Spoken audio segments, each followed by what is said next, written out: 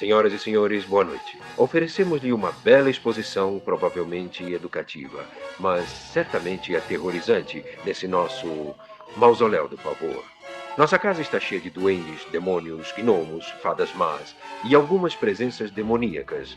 Tudo reunido para o prazer e emoção de vocês no que chamamos a Galeria do Terror.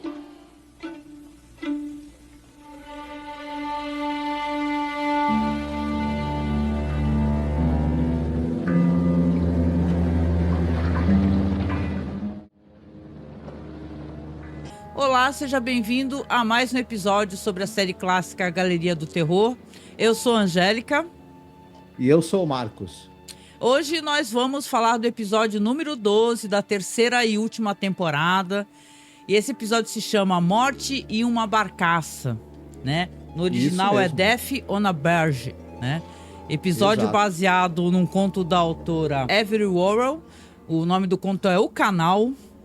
E esse episódio aqui é episódio de vampiro, né, Marcos? Exatamente. Episódio daqueles seres que só vivem na veia dos outros e ficam morcegando. Impressionante. É um episódio diferentão de vampiro esse daqui, né?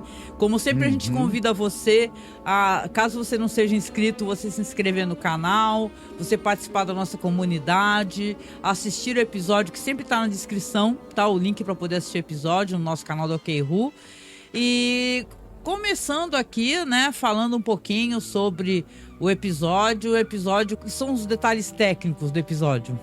O episódio é dirigido pelo Spock, pelo Leonard Nimoy. A gente já tinha comentado que ele aparece, além do Jornada nas Estrelas, em episódios de várias séries, e ele também volta e meia dirigia filmes e episódios de série. Foi num tal danado dirigindo aqui um episódio de Galeria do Terror?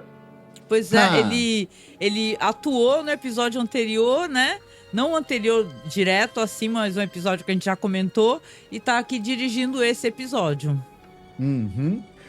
O roteiro do Halstead Ellis é o cara que nós já falamos diversas vezes, porque ele dirigiu, ele fez o roteiro de 6 outros episódios, né? Sim.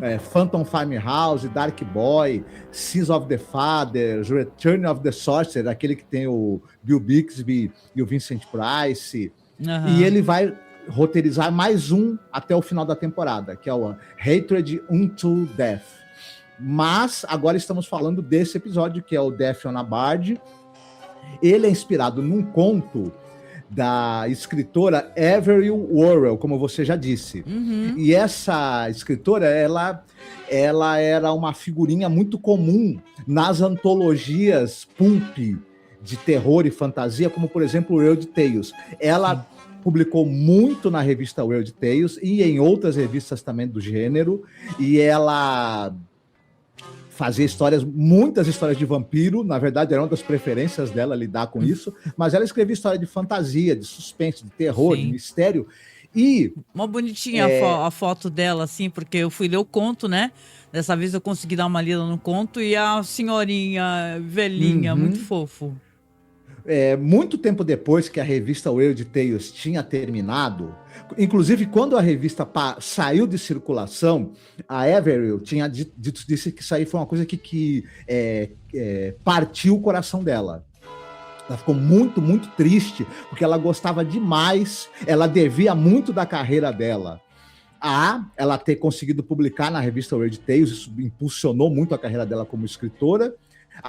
Era um local onde muita gente, né, tinha porto seguro para publicar o seu material, e muitos anos depois, em forma de reconhecimento a contribuição dela para a revista, e quanto ela amava essa revista também, foram publicadas coletâneas, entre elas uma coletânea dedicada exclusivamente às mulheres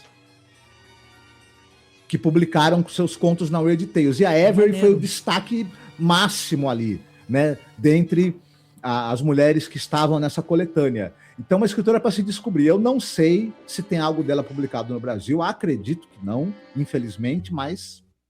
Como eu falei, eu consegui encontrar o conto em inglês, né, mas é fácil de você acessar, mete o Google Translator aí na página, e eu coloco na descrição. Se eu esquecer, me recordem, tá, que às vezes eu falo que vou colocar e esqueço, né. Mas o conto é muito elegante, né? Muito elegante. Esse episódio também tem uma coisa de sonho, né? Um ar de sonho, diáfano, né? Ele tem esse clima, né? Eu gosto muito da atriz que faz a vampira, viu? Do episódio, assim. Eu gosto muito da atriz. Agora, a personagem dela no episódio eu acho bem mais ou menos. Certo. Falando em elenco, a gente vai ter o Robert Pratt, ele vai fazer o Ron. E esse Robert Pratt, ele era um cara de televisão, basicamente. Ele tá em trocentas mil séries, por exemplo, Os Audaciosos, Têmpera de Aço, Gunsmoke e outras. Ele é um cara que ele teve uma carreira de pouco mais de 10 anos também, sabe? Ele não foi um cara muito longevo, não. Participou de uma série, incluindo o Galeria do Terror, que talvez seja o ponto alto da carreira dele. E é isso. Agora, realmente, a gente tem aqui a Lesley Ann Warren. Ela ainda está viva, ela nasceu em 46, né? Acho que vai fazer 80 anos. E ela tem mais de 60 anos de carreira. E ela fez muita coisa, mas eu vou destacar algumas coisas, inclusive, interessantes. Que ela teve durante uma das temporadas de Missão Impossível, que, se eu não me engano, Missão Impossível teve 10 ou 11 temporadas, uma série teve bastante temporada. Ela tinha um personagem fixo em uma das temporadas e ela participou de 20 e tantos episódios. Inclusive com o próprio Leonard Nimoy também. Tem foto dos dois em Missão Impossível, sabe? Isso, Leonard Nimoy também era uma figurinha que aparecia muito na série Missão Impossível. Quem assistiu o filme do Blake Edwards, Victor ou Vitória, aquele filme que tem a Julie Andrews, vai lembrar que o cara lá que faz no filme o personagem o cara é um cara meio mafioso, assim, né? É um galã, assim, né? É o interesse romântico da personagem, né? Ele se apaixona. Tem um personagem que é o Victor, né? E o cara se apaixona por esse dançarino, sem saber que, na verdade, ele é uma mulher vivida pela Julie Andrews. Isso. Mas o cara tem uma namorada, e a namorada é vivida pela Lesley Warren, que a gente tá comentando aqui. E, caraca, vou te falar, algumas das cenas mais divertidas desse filme são com ela. As crises de ciúme dela são pra você passar mal. Aliás, essa atriz, ela tem vários papéis legais, né? Ela já fez musicais, ela é uma bailarina mesmo, formada, ela é uma dançarina. Ela fez Cinderela, assim, musicais pra teatro, né? E ela tem uma coisa, assim, de ser uma mulher... Antigamente a gente usava essa palavra coquete, né? Meio aquela mulher... não é uma femme fatale, mas é aquela mulher escandalosa e tal, engraçada. Isso é muito legal. Ela encarou papéis, assim, interessantes. Ela faz essa dançarina, né? No Vitor ou Vitória. Ela tem aquele filme do 79 Park Avenue, o livro que é do Harold Robbins, que é sobre a prostituição de adolescentes nos Estados Unidos. Ela é a protagonista do filme para TV, inspirado no 79 Park Avenue. Ela faz uma menina adolescente que se prostitui, e é um filme que foi polêmico para a época, então ela também fez papéis ousados e corajosos. Ela trabalhou junto com o Franco Nero na cinebiografia do Rodolfo Valentino. Mais para frente na carreira, ela fez algumas mães conhecidas. Por exemplo, no filme Secretária, ela faz a mãe da Maggie Gyllenhaal. Nossa, eu adoro esse filme. Vocês já assistiram esse filme, Secretária? Eu adoro esse filme. Ela participou de Community, de Space House Wives. Ela foi a personagem que era a mãe da Terry Hatcher. Ela é muito... Ela é muito carismática. Muito carismática. Ela teve personagem fixo naquela série Testemunho Ocular também, que o pessoal vai lembrar que é aquela série que falava sobre o departamento de proteção às testemunhas, né? Legal. Participou do Teatro dos Contos de Fada e olha, muita coisa que não dá pra gente citar aqui, tudo porque são 60 anos de carreira. Maravilhosa, né? Sabe maravilhosa, gente? E ela tá assim no início de carreira, sabe? Novinha, assim, muito sexy no episódio, né? Ela faz uma coisa que no conto, o conto é mais pudico nesse sentido, eu vou falar um pouco mais sobre isso, mas ela tá aqui muito sexy, né? Muito... assim, aquela mulher assim que o cara tá olhando de longe e tá desejando profundamente, né? Tem uma outra personagem aqui, que é a Phyllis. Ela é vivida por uma atriz chamada Brooke Bundy. Brooke Bundy, aliás. E ela também é outra que tem 60 anos de carreira, mas em participações de pontas, assim, em séries. E aí, vou citar só algumas, que é Missão Impossível, de novo, deve ter se encontrado lá, se brincar, né? Ah, sim. Homem da Virgínia, Leste, FBI, vai longe. Tem outro cara, que é o Lou Antônio. Ele vai fazer o cara que ele trabalha ali ele é o dono do local onde o personagem do Ron trabalha, né? É o dono como é que é? Da loja de pescados ali, né? Daquele povoado. Sim. E esse Lou Antônio, ele era um cara que ele, eventualmente, ele era ator. Ele era mais diretor, na verdade, de televisão. E ele dirigiu episódios por exemplo, do Arquivo Confidencial, Família Doremi, aquela série, sabe, O Senhor e Senhora Smith? Porque nos anos... Não sei se o pessoal vai lembrar. A gente vai... nos anos 90, tinha o filme O Senhor e Senhora Smith com Brad Pitt e Angelina Jolie. Ele é, na verdade, a versão para o cinema de uma série de TV dos anos 90, que era com o Scott Bakula e a Maria Bello. E o Lou Antônio dirigiu vários episódios dessa série. Depois até O Senhor e Senhora Smith teve uma outra série também. Isso, mais eu não recente, sei se foi cancelada, né? E tal, mas estava bem legal, inclusive. Isso. Ele também, de vez em quando, ele era ator. Ele tá no episódio famoso da série original de Jornada nas Estrelas, que é o Let That Be Your Last Battlefield. O pessoal vai lembrar daquele episódio que tinha a guerra entre as pessoas que tinham o rosto dividido. Quem assistiu talvez lembre desse episódio. Caramba. E ele também atuou em Dini é um Gênio, e ele dirigiu e atuou em episódios da série Ben, o Ursinho Amigo. Quem tem a nossa idade talvez lembre dessa série. Perdão, o personagem dele é bem secundário também aqui nesse episódio aqui, tanto como o da outra moça também, né? Mas são personagens também carismáticos, né? De certa maneira, né? Sim, nesse episódio só tem ator bom, né? Muito bem. Não quer falar do pai?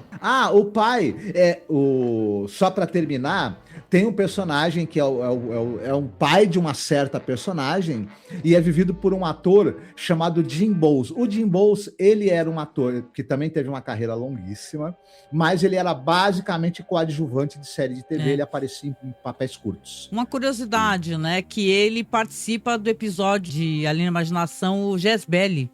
Ele aparece no Jezebel também, né? Isso. Bem diferente. Aqui ele faz literalmente o cara da perna de pau, né? Isso, ele já estava com uma certa idade e tudo mais, ele começou bem cedo na televisão, né? Verdade. Bom, vamos lá, né? Hoje é minha vez de contar um pouquinho sobre o episódio para vocês. Vamos lá, então. Aqui a gente vai ter o Ron, né? Que é o Robert Pratt, que ele tem um hábito muito estranho. Ele acorda à meia-noite para ficar passeando ali pela cidade. Ele trabalha num local assim que tem um rio, né? Ele trabalha numa margem do rio, tem aquele riozinho, e ele trabalha com pescados, como a gente estava conversando aqui. E durante a noite ele gosta de passear. Ele vai dormir, 7 horas da noite por algum motivo, e quando dá meia-noite ele vai passear. E numa dessas noites aí, o episódio tem várias cenas noturnas, né? Ele tá andando ali pelo cais, ali, pelo local ali onde o pessoal recolhe os pescados, e vê uma barca, assim, a 5 metros mais ou menos do ancoradouro, né? E ele vê uma mulher muito sensual, né? Que tá ali, né? Causando ali, sentada, e ela fazendo caras e bocas ali, e ele fala: nossa, tudo bem? Você tá sozinha? Tudo bem contigo? Posso ir aí contigo te fazer companhia, né? Ele já todo oferecido, né? Ela: não pode não. Aí ele: por quê? Você não quer conversar com ninguém e tal? Não é perigoso você ficar sozinha aí, né? Ela fala: não, meu pai tá comigo, só que o meu pai tá dormindo, né? Aí ela até comenta com ele que ela fica acordada de noite e o pai fica acordado de dia, né? Então ele começa a ir várias vezes para esse ancoradouro aí, né? Para falar com essa mulher, né? E tá visivelmente popotizado, né? Durante o dia ele trabalha lá, conversa com um amigo dele e ele começa até a conversar com o cara lá que é o dono, né, da loja ali de pescados, e as pessoas acham muito estranho. Tem uma moça ali que ela tá apaixonada por ele, né? E ela começa a achar estranha essa história, né? Que mulher é essa, né? E tal. E aí ela vai começar, inclusive, a pesquisar, né? Claro que o Ron tá cada vez ficando mais apaixonado, né? E uma noite dessas aí, a mulher que ele vê ali no barco, sentada de branco à noite, né? Ele bota até para despertar o relógio para meia-noite, né? Para poder falar com ela. Ela fala assim, olha, eles estão dragando aqui o rio, né? E logo mais vai secar esse rio aqui, e aí você vai poder atravessar, né? E aí você fica se perguntando, né? Por que, né? Que ele que tem que atravessar, porque já deu a entender, porque tem um segmento ali que mostra durante o dia o pai, né? Ele coloca uma prancha de madeira ali pro cais e sai normalmente, né? Por que ela não iria, né, atravessaria a prancha, né? Eu vou deixar aqui nesse ponto para a gente poder discutir algumas questões, que esse episódio aqui, ele não é muito recheado de dados assim, né? Então acho que é legal a gente falar o desfecho depois que a gente falar um pouco sobre as nossas impressões. Queria até trazer para você aqui, perguntar a tua opinião, que eu acho que o Leonard Nimoy, essa é a primeira experiência que ele tem como diretor, né? É aqui em Galeria do Terror. Ele até tem uma inventividade, né? Você vê a maneira... tem sempre um ar, assim, diáfano, né? Essa mulher, quando ela aparece, né? Mas as cenas noturnas, elas são muito estranhas, né? Desse episódio aqui, né? Porque a gente sabe que como é que o cinema costuma fazer cenas noturnas, que na verdade são cenas diurnas, né? Só que os caras colocam filtro, né? Então aqui, para além disso, quando ela aparece várias vezes sentada ali de maneira muito sexy, né? Muito convidativa, ela tá também com um filtro por cima deste filtro, né? Assim como se ela tivesse ele olhando por ela como se ela fosse uma imagem de sonho, né, Marcos? E o Ron, ele tá lá completamente maluco, né? E a gente percebe que ele tá com essa fixação por ela, mas aos poucos a gente vai começar a pensar também que esse cara, ele tá meio que enfeitiçado até, porque ele parou de raciocinar, né? E aquela moça, assim, que tá com ele, assim, tá afim dele, né? Que ela fica assim, ai, Ron, o que você vai fazer essa noite? Ai, não posso fazer nada contigo, eu tô ocupado. Né? Ela é meio também assim, você fica meio incomodado, né? Fala, pô, moça, vai ter um pouco de dignidade aí, né? Não, a gente entenderia, por exemplo, é um negócio engraçado, né? Que a primeira coisa curiosa desse roteiro é que a gente fica assim pensando, pô, peraí, se ela soubesse certos fatos, ela logo se preocuparia, falar, não, o meu namorado tá enfeitiçado, ele tá correndo perigo, não, ok. Mas se ela só sabe que ele tá à noite indo ver outra mulher... Ela começa a investigar. Isso, porque, mas assim, a princípio... que eu até falei no começo, é besteira a gente tentar cobrir isso aí, que ela é uma vampira, né? Que tá meio óbvio isso aí, né? Também, né? Sim, mas eu digo assim, a princípio, a primeira informação que ela tem, que ele tá indo à noite e ver outra mulher, já era pra ela largar dele e falar, vá, Ron, vai. Não tenho tempo de ficar contigo, né? Nunca, durmo às 7 da noite, o cara fala pra menina, né? Pô, por que ele não quer sair comigo? Sei lá, o Ron fica, todas 7 horas da noite ele vai dormir, aí da meia-noite ele levanta e realmente aparece, né? Então, assim, é um episódio que ele não tem lá muitas camadas. Eu acho essa história... Ela é bem mal adaptada, tá? Eu fiquei com essa sensação lendo o conto dessa autora, que ela é bem mal adaptada. Porque, claro, a gente tá falando de uma história de vampiros. Eu acho que tu até ia comentar um pouco sobre isso. Você pode até falar, porque eu acho que é meio que uma inversão, né? A gente vai ter isso, que é meio que uma inversão da história mesmo de Drácula, de Bram Stoker, né? Essa inversão de papéis. Porque, obviamente, se você tem uma vampira, aí você tem uma personagem que ama o cara, que não quer que ele, né, se entregue, né? Então, eu achei que ela tem essa coisa, que ela é uma espécie de meio que vampira, meio que sereia. Ela embora sereias sejam seres do mar, e ela, na verdade, o vampiro não pode andar sobre as águas. corrente, sobre água corrente. Então, eu achei isso daí ela bem ali no barco, diferentão, assim, né? Do lore vampiresco, né? Que não, mas eu acho que esse é uma das coisas que o vampiro não pode fazer. Eu não sabia disso. Eu sei que vampiro não pode entrar na casa da pessoa se a pessoa não convidar, né? Tanto que tem aquela cena maravilhosa, deixa ela entrar, né? Mas eu não sabia que vampiro não podia atravessar água corrente. Não, né? Pode. E aí você tem essa coisa. Só que durante o episódio, essa vampira, ela é uma vampira que ela tem... Vai ser dito mais pra frente que ela numa outra cidade onde ela e o pai estiveram, pessoas desapareceram, foram encontradas com todo o sangue drenado, essas coisas, né? Uhum. Típico de ataque de vampiro. E só que essa vampira, ela aparentemente, ela tem algum resquício de sentimentos humanos, porque ela vai começar a demonstrar uma certa afeição por esse personagem também.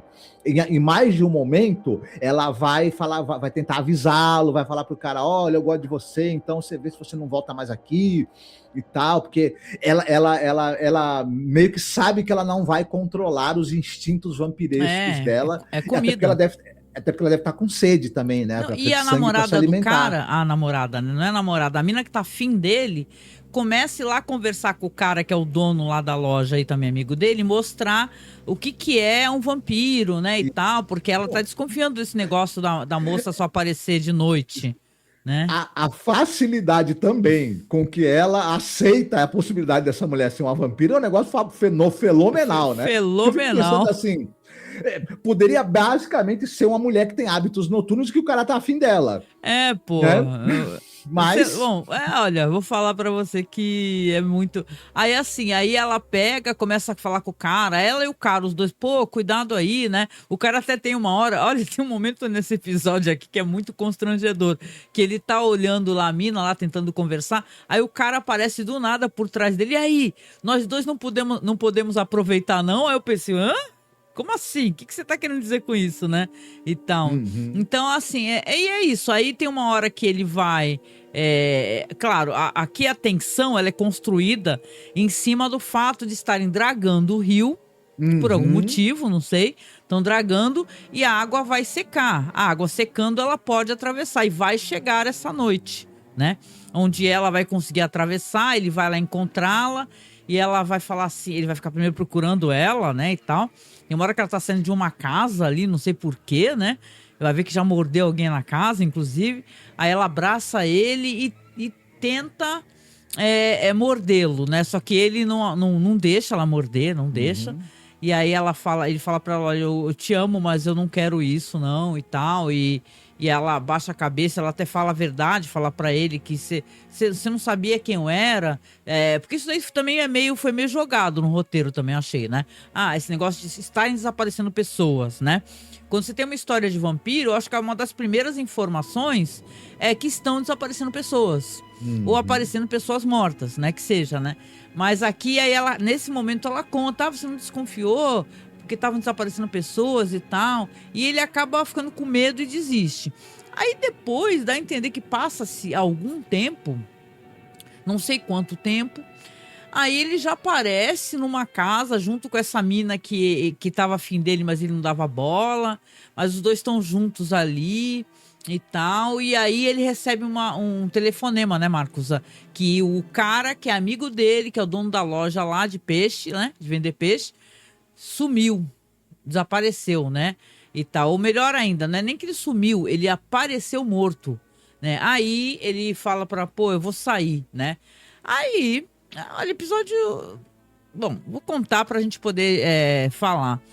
Aí ele pega, né? Vai lá, reconhece o corpo, né? Faz um reconhecimento lá e tal. Aí vai até o barco aonde... Isso. O corpo do cara... não tinha nenhum sangue, tinha um corte na garganta. Ou seja, ela fez um lanchinho com o amigo dele. Veja né? bem, não é nem que não tinha nenhum sangue. Ele depois vai falar isso porque não importa, né? Ele ter essa informação. Porque a gente só sabe lá pelos caras lá que estão recolhendo o corpo que o cara tá com a garganta cortada. Só isso. Isso. Né? Que tá sem sangue a gente não sabe, né? Mas de qualquer maneira, ele vai lá no barco e fala que encontra com ela fala pra ele, não falei pra você nunca mais me procurar? Ela fala. Aí ele, mas eu vim aqui porque eu quero acabar com você. Eu quero te destruir, né, e tal. Aí ela tá deitada assim, toda lânguida, né, assim, você quer me destruir? Vem aqui me destruir, sabe como é que é? Aí ele, eu não resisto, né, e tal. Ele fala que vai puxar ela pro sol, né? Eu pensando, com que força tu vai fazer isso, porque Grande? eu não sei que vampira é essa que não tem força. Né? Inclusive ela mostra pro cara num baú, que o pai dela guardou uma estaca lá de carvalho pra poder enfiar no coração dela, né? Então por que ele já não enfiou, né? Aquele velho da perna de pau, né? Mas assim, aí ele vai lá, pensa em enfiar a estaca nela e pensa 2 vezes, vai tentar pensar em enfiar uma outra coisa. Desculpa, gente, mas eu vou ver se eu corto isso depois. Aí muda de ideia, né? Começa a dar uns beijos nela lá e tal, e ela vai se empolgando e quando ela tá prestes a morder o pescoço dele, aparece ali o pai dela com a estaca, enfia a estaca no coração dela. E aí na próxima cena ela é apenas uma caveirita com com colar lá, sei lá, um cinto. Oh, meu Deus, que é um episódio que, assim, não dá nem medo, não dá, sei lá, assim, não é um bom episódio de vampiro. Ele tem um final meio anticlimático até, eu diria. Talvez fosse mais interessante se o Ron matasse ela, né, destruísse a vampira, ou até porque essa cena em que o pai finalmente mata a filha vampira, ela é uma cena assim que ela poderia ter sido um pouco melhor, talvez. Ela poderia ser um pouco mais interessante, mais dramática. Foi o que deu para fazer, até porque os recursos, né, mas talvez o mais interessante desse episódio seja essa vampira relutante, né? Essa vampira que assim, ela tem momentos em que, por conta dela também aparentemente se apaixonar por esse cara, e talvez ele relembre ela de uma humanidade que ela perdeu, até porque ela ainda conta com a proteção do pai, né? E o pai já é um velho, né? Mas de repente o pai até teve essa filha vampirizada, né? De alguma maneira, e quis mantê-la em segurança e ao longo de muitos anos sabendo que ela matava outras pessoas, né? E aí eu acho que talvez esse pai não via ela fazer isso. No momento em que ele viu que ela ia fazer na frente dele, ele acabou vendo que ele não tinha outra opção senão destruí-la, né? Tem um drama ali que a gente... É que ele não tem tempo para construir esse drama, né? Porque ela já estava atacando outras pessoas. Você não entende muito bem quais que são as motivações do personagem, tanto do Ron como da menina.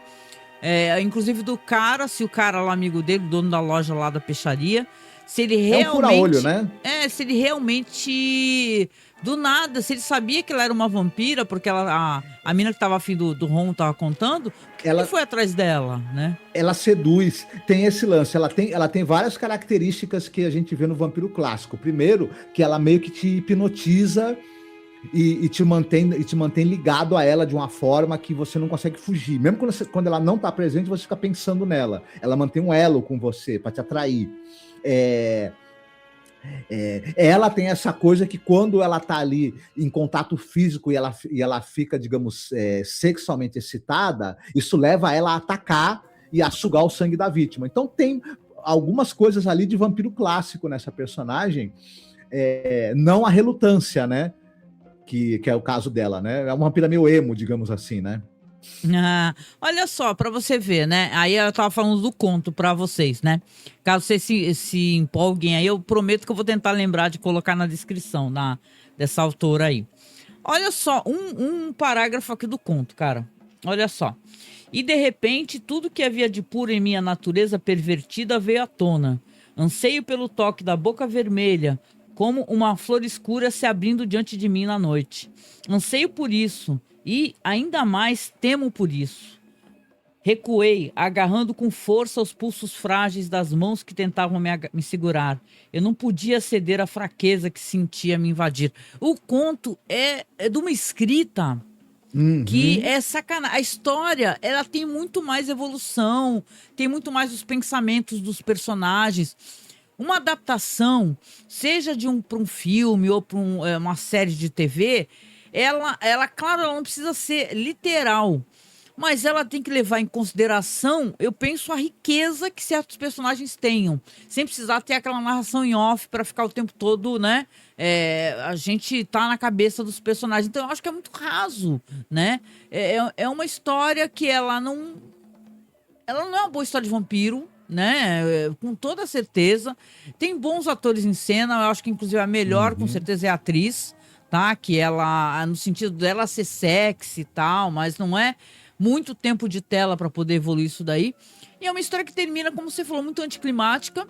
Você fica assim, pensando, porra, né, meu senhor, por que o senhor não fez isso antes, então, se ela é um perigo para a sociedade, né? Então, assim, não é um episódio legal também, não. Isso aí, eu não gostei. A ideia é muito boa, poderia ter dado uma ótima história de vampiro, mas acaba que não tem, como você mesma falou, não tem o tempo suficiente para ser desenvolvido e os recursos necessários, talvez, para algumas cenas serem mais interessantes, né? Como a cena da morte dela mesmo. Mas... Pô, a parada da morte é uma coisa até engraçada, a gente deu risada. Porque, assim, uma cena, assim, que corta rápido, assim, pro velho, por trás dele, que ele tava dando os cata nela, né? Com a madeira, né, na mão pra enfiar na filha. E a próxima já era uma total caveira. Caveira, segundo, assim. Segundo ela virou uma caveira. Isso. A cena não tem aquela famosa transição do vampiro depois que ele tem o seu coração perfurado, dele ir perdendo aquela aparência jovem e virando um corpo putrefato ou quase virar pó, porque na verdade ele vai ficar com o aspecto que ele teria se ele tivesse ficado morto, né? Inclusive, né? A gente deduz tem várias cenas vampiro... assim de vampiro, né? Até a própria cena do filme do Peter Cushing com Christopher Lee, né? E várias cenas de vampiro que são muito legais na hora do ataque, né? Mostra inclusive a fragilidade que esse ser tem, né? Porque também, de certa maneira, o vampiro também tem suas fragilidades, né? E é uma história de ser humano, que já foi uma pessoa, né? Um ser humano que tem um drama ali por trás, né? Então esse drama desse romance, desse amor, não é bem construído pra mim, assim. Parece que ele muda de opinião muito rápido, depois ele retorna, então, né? É assim. Eu sou meio assim, eu tenho uma certa, mas isso é uma coisa de opinião pessoal, né? Às vezes eu acho meio chato esses vampiros que tem muito drama. Né? Eu nunca consegui gostar muito do Lois, por exemplo, porque eu sempre achei que... É que tu não assistiu Entrevista com o Vampiro, a série nova. Aliás, vou deixar você falar, porque essa vai ser a minha recomendação. Isso, sim. Mas eu li o livro Entrevista com o Vampiro, e enquanto eu li o livro, eu falava, nossa, como esse Lois é um babaca, né? Pelo menos assim... O Lestat tem toda a razão, o Lois é insuportável. Vamos colocar assim, o Louis, né? Ele, pessoalmente no filme, né? No livro, aquilo... É a versão do Luiz, você entende? É o jeito como ele tá contando a história, né? Ele tá contando a história, porque a história é muito... Anne Rice é uma ótima escritora, né? Então, é uma entrevista com o vampiro, né? É um cara contando a versão dele é ele reclamando, ele chorando e tal, porque depois você vê que mais pra frente o Luiz, inclusive...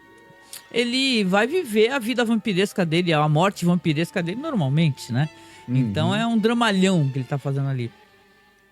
Mas é bom. Não sei, o que tu recomendaria de histórias vampirescas? Tem tanto... Vampiro, a gente tem um podcast, ou mais de um, inclusive, só falando de vampiro.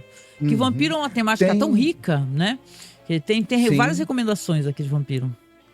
Tem filmes de vampiro que eu acho que eles são subestimados. Poderiam ter um público maior, assim, e que eu acho bem legais e tudo.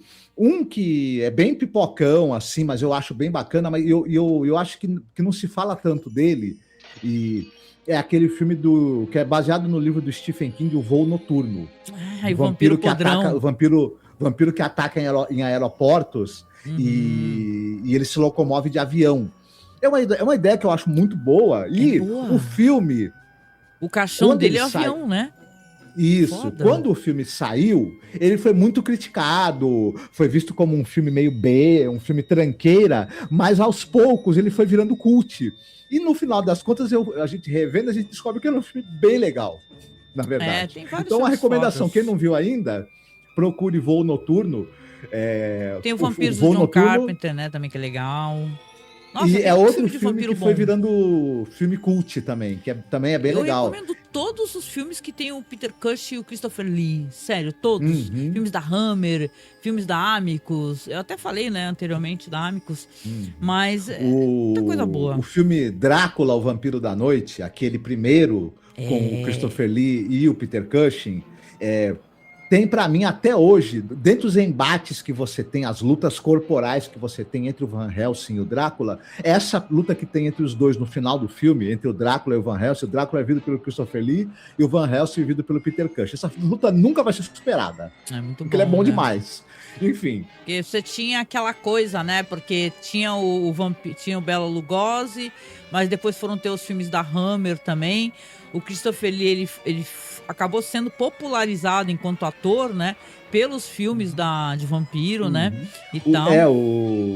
Enquanto que o Bela Lugosi é aquele vampiro charmoso, aquele vampiro galante e afetado, o Christopher Lee era um vampiro abrutalhado, violento. Mas ele era sedutor, hein? Aliás, eu lembro das polêmicas dos filmes dele, porque ele ia no quarto das moças, né? E elas estavam todas lânguidas, assim, né? E o pessoal via uma coisa muito sexual nisso, né? Então acabava virando uma polêmica. Era proposital. Né? A mulher abriu um pouco o decote para ele morder o pessoal né? O pessoal assistia o filme e falava, isso aí tá esquisito. Não, quer dizer, não sei. Mas era muito bacana mesmo. Eu, da minha parte, eu até falei, eu recomendo, porque, cara, eu sou muito frustrada de não ver as pessoas falando sobre essa adaptação, porque eu gosto, claro, dos livros da Anne Rice, eu gosto da adaptação lá do filme, lá com Tom Cruise, Antônio Bandeiras, Brad Pitt e tal, mas pra mim, né, a série atual, Entrevista com o Vampiro, que você tem até aquele ator lá que fazia o Verme Cinzento no Game of Thrones, eu não lembro o nome desse ator, né? Mas tem um Lestat, a adaptação é toda maravilhosa, ela é toda contextualizada de maneira refinada historicamente. A personagem que faz a Cláudia é incrível, né? Também, até teve um recasting, né? Mas ela tem coisas assim, claro que ela modifica a história, né? E para alguém que é muito purista, né? Isso pode ser uma coisa que incomoda, né? Porque se você tem, por exemplo, o Louis, né? Na história, que ele é um senhor de escravos, aqui você tem o Louis, que ele é um tipo leão de chácara de bordel, né? Então a história que se passa em Nova Orleans de outra maneira. Então, aí e é uma história visivelmente de erotismo, né? De um amor entre homens. Então, coisas que você sente que o filme lá, o filme que eu digo adaptação lá com o Tom Cruise, lá, Brad Pitt, que ele insinuava, aqui não, você tem claramente uma história de amor e também de relacionamento tóxico, sabe? Então é muito bom. A personagem Cláudia é incrível, tanto na primeira temporada como na segunda. Eu tô ansiosamente, inclusive, esperando a próxima temporada. O personagem que faz o repórter, né? É isso que é interessante. A série leva em consideração o filme, né? Eles adaptam esse personagem que é o repórter, que ele pediu no final, né? Pra quem lembra, pro Louis transformá-lo, né? E o Louis até ataca ele, fala, eu te contei toda a minha história e mesmo assim você quer ser um vampiro, né? Então a série leva em consideração o que já existe dentro do material, né? Mesmo ela se desviando em alguns momentos do que o livro coloca, né? Porque tem o livro Vampiro Lestat, tanto como tem Entrevista com o Vampiro. Essa temporada agora acho que vai trazer a Rainha dos Condenados. Então eu acho a melhor adaptação, sem brincadeira. Aliás, toda essas séries que têm saído, que são do Anne Rice Universe, né? Que são as bruxas de Mayfair, o Entrevista com o Vampiro e tal. Agora tem Talamasca também. É muito legal, gente. É muito legal. Olha, os caras pegarem realmente todo um universo, né? Veja bem, é universo, né? E os caras adaptarem séries diferentes que elas vão saindo assim, por exemplo, ela tem a Talamasca agora estreou, acho que a primeira temporada, mas aí não teve Entrevista com o Vampiro, mas já vai começar, eu acho que é pra lá da metade do ano, né? Essa nova temporada. Então é muito bom, gente. Sem brincadeira, muito bom. Eu queria citar rapidinho duas vampiras que eu gosto bastante. né?